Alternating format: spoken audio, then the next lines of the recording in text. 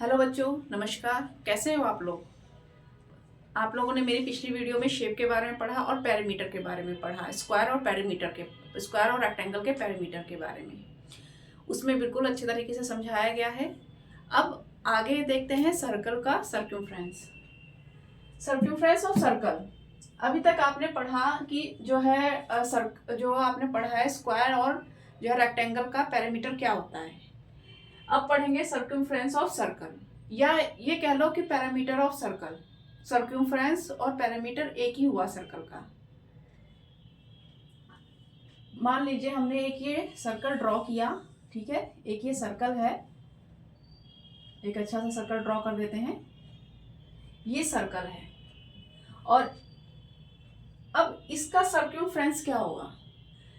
Circle का circumference क्या होता है? जो सर्कल होता है उसकी जो चारों ओर की जो ये बाउंड्री होती है वो आपका सर्कम्फ्रेंस कहलाता है, ठीक है।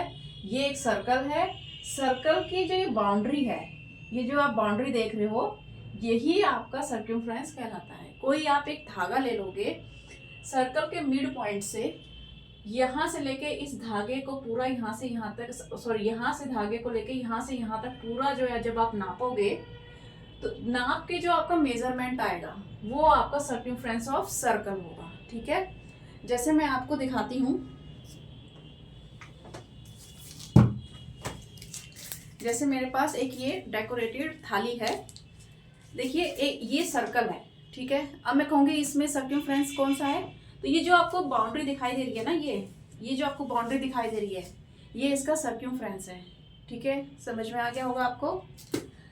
तो जो बाउंड्री है वो उसका सर्कम्फ्रेंस है, यानी कि ये सर्कम्फ्रेंस।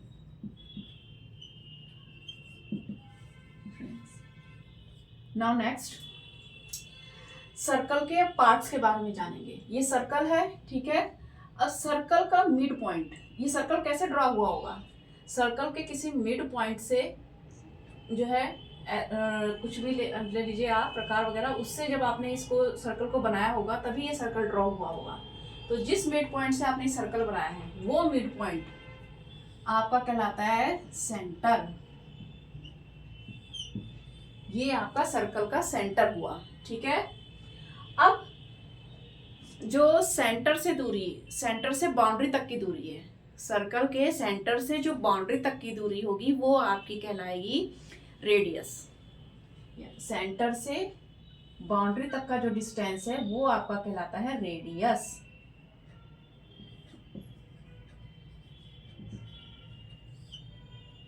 अब यहां से हमने इसके सेंटर से बाउंड्री पे एक जो है हमने डिस्टेंस ड्रॉ किया, तो वो लाइन ड्रॉ किया, तो वो क्या हुआ? उसका रेडियस।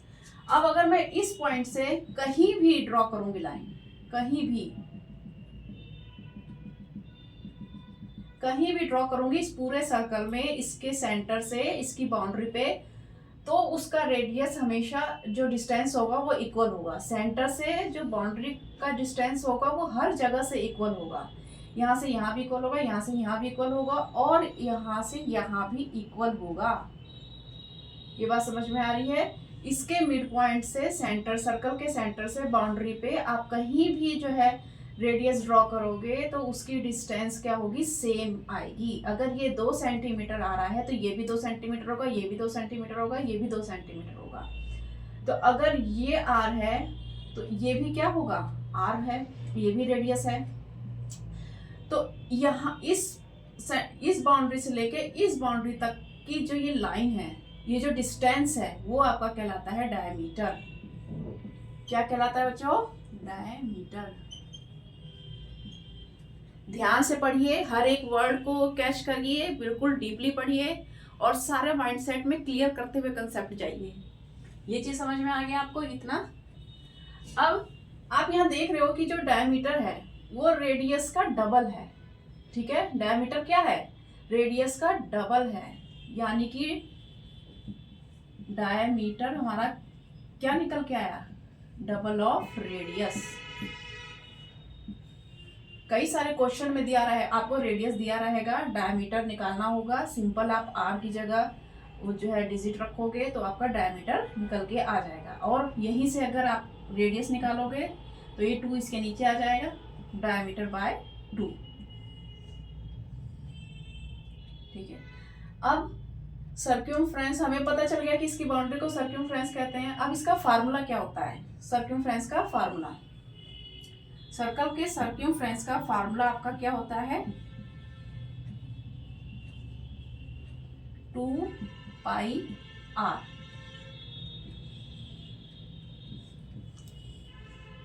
सर्कमफ्रेंस का फार्मूला क्या होता है? 2πr, जहां पे r आपका रेडियस है और पाई की वैल्यू आपकी लगभग 3.14 होती है, कई जगह दी रही होगी, या 22/7 दी होगी। ठीक है, देखिए पाई क्या होता है, समझिए इसको पहले।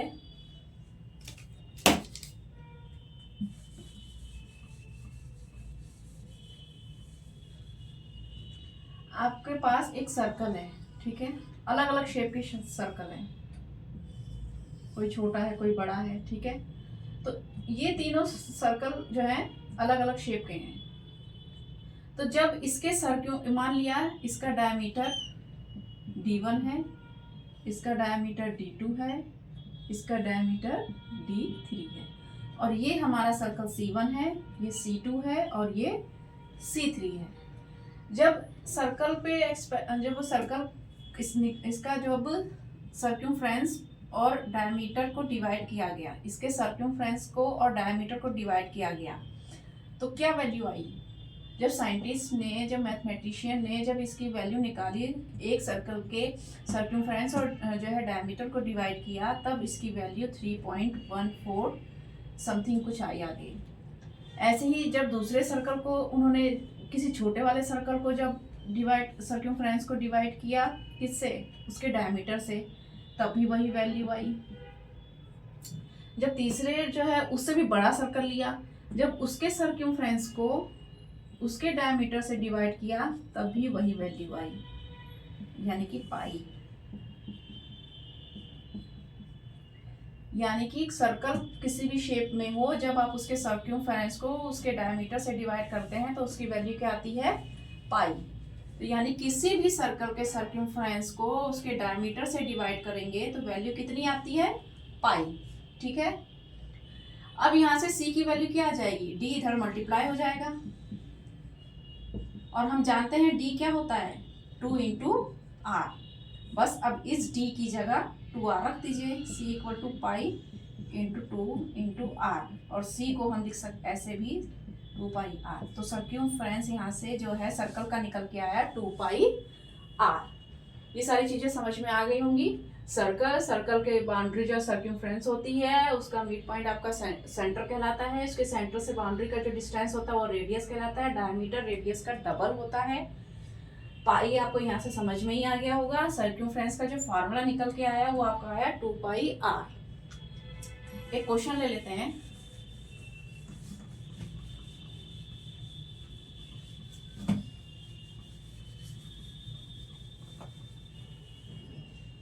मान लीजिए किसी सर्कल का डायमीटर दे रखा है आपको 10 मीटर। ठीक है, क्या दे रखा है? 10 मीटर, और कहता है उसका सर्क्यूमफ्रेंस निकालो। तो हम जानते हैं सर्क्यूमफ्रेंस का फार्मूला क्या होता है? 2πr, और 2r की जगह क्या लिख सकते हैं? पाई × d, क्योंकि d = क्या होता है? 2r।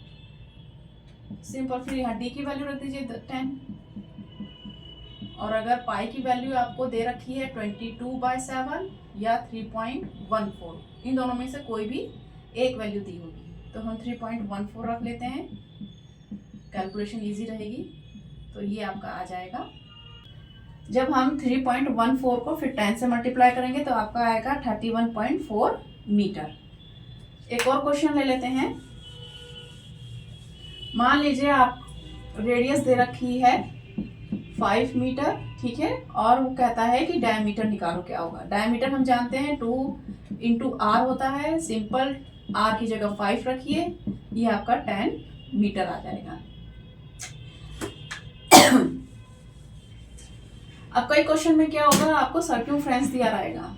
मान लीजिए दिया हुआ है सर्क्यूमफ्रेंस आपका 205 मीटर, अब वो कहता है इसका डायमीटर निकालिए क्या होगा।